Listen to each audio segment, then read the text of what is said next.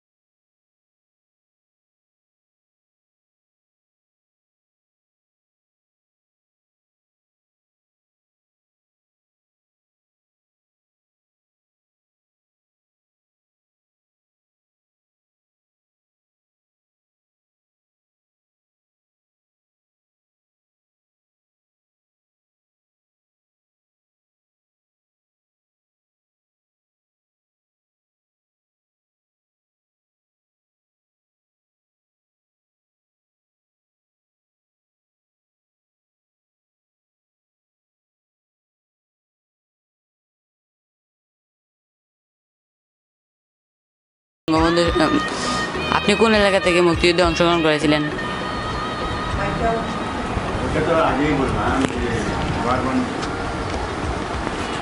Training centre হইলো আমার lower বন। কোন জায়গাটা? ওটা ইন্ডিয়া লোহারবন পাহাড়।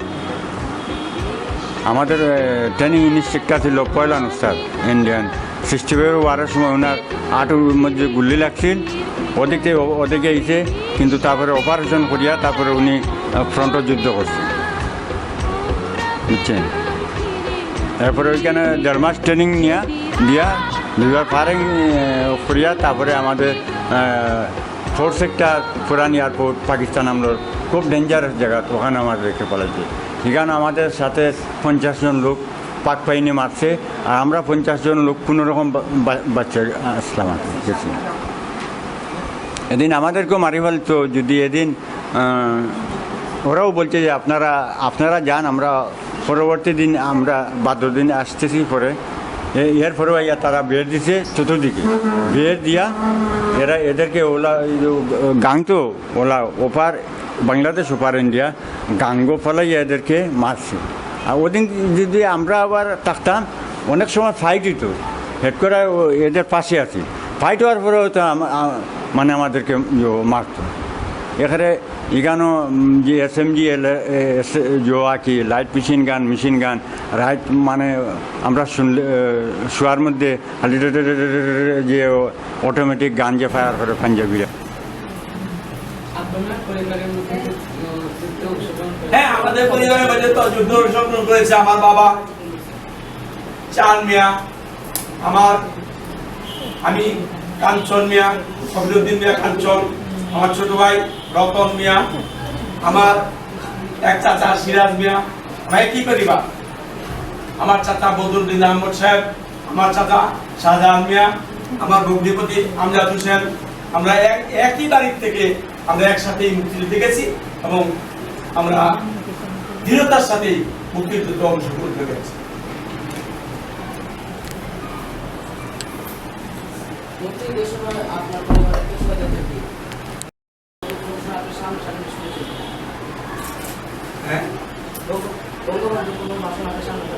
জি জি জি, আমি তো আগে বলছি আমি 20 বার শুনছি, আমি বঙ্গবন্ধুর ভাষণ 20 বার শুনছি এবং সম্মুখেই শুনছি। আমি তো ঢাকা থেকে নিয়ে সারা বাংলাদেশে বিশেষ করে নরসিংদী, ঢাকা, রায়পুরা, ভৈরব এই সমস্ত এলাকা আসতে আমরা দেখতাম। ওরা উদ্গ্রীব ছিলাম এবং কি নির্দেশ দেয় কি বলে, তার জন্য আমরা বঙ্গবন্ধুর অনেক মিটিংয়ে আমরা সামনাসামনি গিয়েছি। মুক্তিযুদ্ধের সময় পাকিস্তানি কারাগারে বঙ্গবন্ধুর ছিল, কিন্তু কখনো পাকিস্তান শাসক আকস্মিক রাজনীতি বঙ্গবন্ধুর এই আকর্ষণ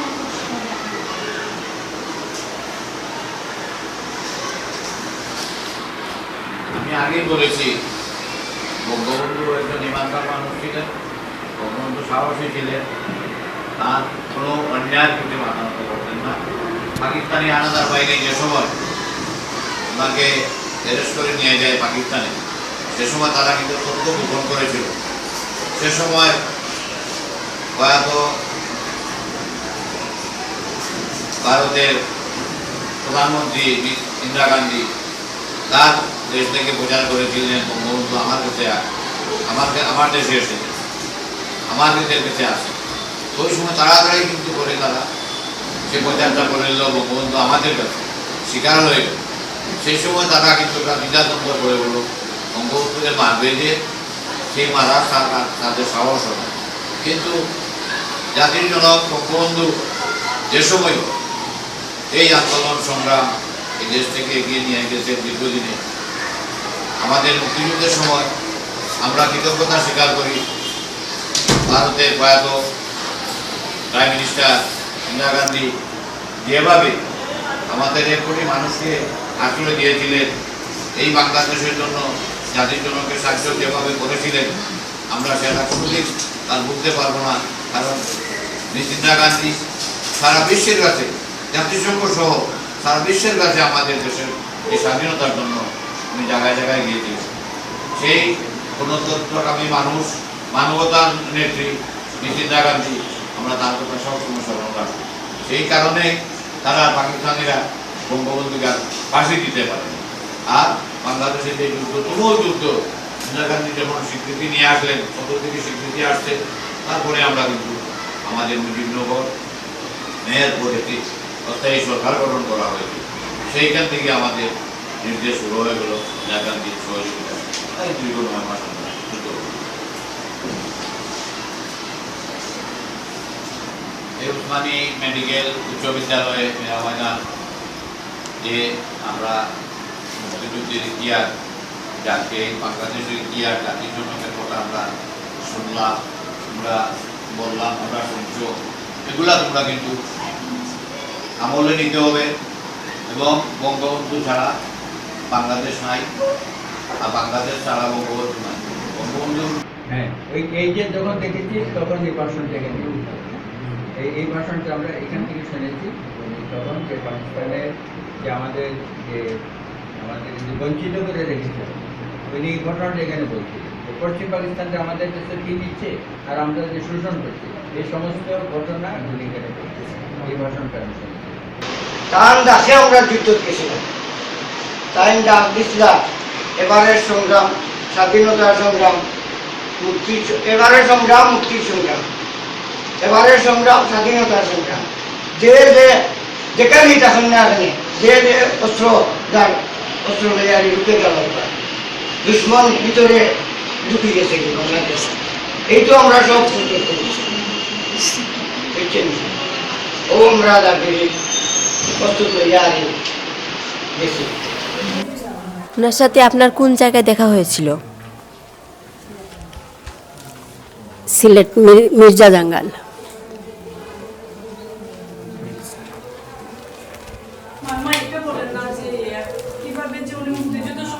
সে সিলেট আসে, সিলেটে এই মির্জা জাঙ্গাল থেকে আপনার ইয়ত গেছে, যুদ্ধে গেছে। তখন আমরা সিলেটে আইয়া খবর লইছি, আমার শাশুড়ি আইসা খবর নিছে আগে, আইয়া তখন দেখছে না। 3 মাস পরে আবার করে আইছে, তখন কিন্তু গাড়ি ঘোড়া কোনো কিছু সব হাইটে আইতেছে। তখন আইয়া খবর পায় যে সে আছে, তারপরে আমাকে যোগাযোগ। সে চেলা ক্যাম্পে আসিল, এখান থেকে ব্লাড ইয়তে খবর করছে আমাকে, গেছি আমরা ইন্ডিয়াত। তখন না পাইয়া এই ব্লাড ক্যাম্পই আসিল। তখন আমরা এখানে আইয়া এরপরে আরও মানুষ যে আইছে তারা জিজ্ঞাসা করছি, তখন কইছে হ্যাঁ হ্যাঁ আছে। এইভাবে আমরা যোগাযোগ।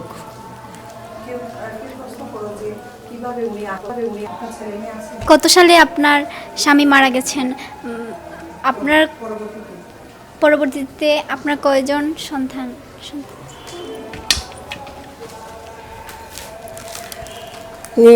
95 সালে মারা গেছেন। আর তার ছেলে মেয়ে 5 জন, 2 মেয়ে 3 ছেলে।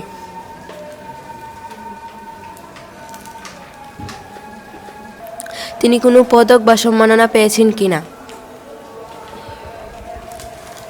না, তিনি কোনো পদক, কোনো সম্মাননা পায়নি। আমি মূল্যায়ন করি উনি আমাদের দেশের জন্য এত কিছু করেছেন এবং জেলেও গিয়েছেন এইবার বলে। তারপরে দেশ স্বাধীন। নানু, বঙ্গবন্ধুকে যে বাংলাদেশের সর্বকালের সর্বশ্রেষ্ঠ বাঙালি হিসেবে স্বীকৃতি দেওয়া হয়েছে, এই বিষয়ে আপনার অনুভূতি কেমন? আমার অনুমতি, উনি ঠিকই করেছেন এবং উনিকে এই উপাধি দেওয়া কর্তব্য ছিল আমাদের। নানু, মুক্তিযুদ্ধের সময় আপনার বয়স কত ছিল? 25 বছর। তখন আমার বয়স 25 বছর ছিল। তখন আমার 2 মেয়ে ছিল, 1 মেয়ে 3 বছরের, এই মেয়েটা ছিল 3 মাসের।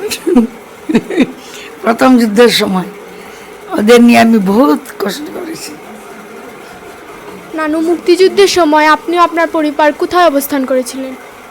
আমরা প্রথমে সিলেটেই ছিলাম। আমার সাহেব ছিলেন ডিসির অফিসিয়াল, জুডিশিয়াল সেকশনের হেড ক্লার্ক। এর জন্য আমরা সিলেটেই ছিলাম। তখন আমি নাইয়ারপুলি একটা বাসায় ছিলাম। যেদিন যুদ্ধ শুরু হয়, 1 মাস পরে মার্চ এপ্রিলে যুদ্ধ শুরু হয়, তখনই আমরা হেঁটে হেঁটে এখান থেকে শিবগঞ্জ গেছি, শিবগঞ্জ থেকে হেঁটে হেঁটে এই যতরপুর গেছি। এখানে গিয়ে একটা গাড়িতে উঠে এই দুনু বাচ্চাকে নিয়ে দেশের বাড়িতে গেছি। নানু, মুক্তিযুদ্ধের চলাকালে আপনার অভিজ্ঞতা সমূহে আমাদের বলুন। এই অভিজ্ঞতা বহুত কষ্টের, এইগুলা বলা বহুত কঠিন। আমি জানি শেষে মুক্তিযুদ্ধের সময় 12 মাইল হেঁটেছি এই মেয়েকে কুলে নিয়ে।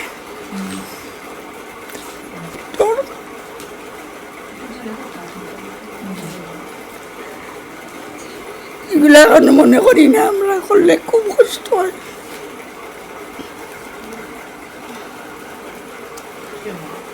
খুবই কষ্ট হয়েছে এবং আমরা 12 মাইল হাঁটার পর একটা বাড়িতে গিয়ে উঠি। তখন সেখান থেকে এক রাত থেকে তারপরে আবার যুদ্ধ হয়েছে, যুদ্ধ আরম্ভ হয়েছে। যে বাড়িতে গেছি এই বাড়িতে মোটর পড়তেছে পাকিস্তানি আর্মিদের। তখন আমরা বাইরে এই বাড়ি থেকে বাইরে আবার আইসি অন্য বাড়িতে। এখানে আসে থাকার, এই যে শেষের যুদ্ধের সময় এখানে থাকার একদিন পরেই শুনলাম যে জকিগঞ্জ দিকে স্বাধীন হয়ে গেছে। তখনই আমরা বাস পাইছি, একটা বাসে উঠিয়া বাড়িতে গেছি। গিয়ে এই বাচ্চাদের নিয়ে না আমার বাড়িতে গেছি। আমার বাড়িতে গিয়ে শ্বশুর বাড়িতে, সেখান থেকে আমার আব্বার বাড়ি নৌকা দিয়ে রওনা দিছি।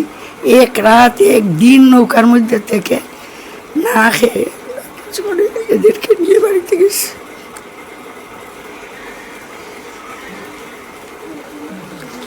এটাই মনে করতে চাই না আমার আব্বার কত কষ্ট হয়েছে।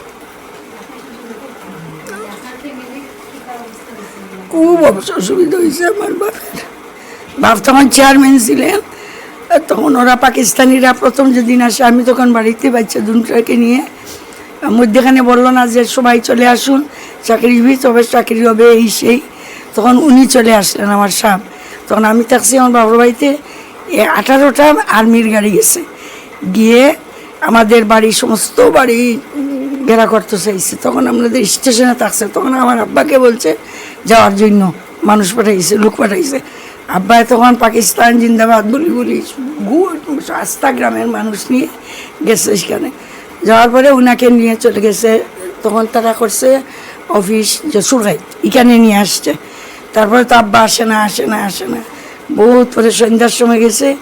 যাওয়ার পরে বললো যে আমাকে নিয়ে ওরা বলেছে যত হিন্দু বাড়ি আছে সবগুলো পরিচয় করিয়ে দিতে এবং ওদের মেয়ে বোনদের দিতে, এইসব বলছে।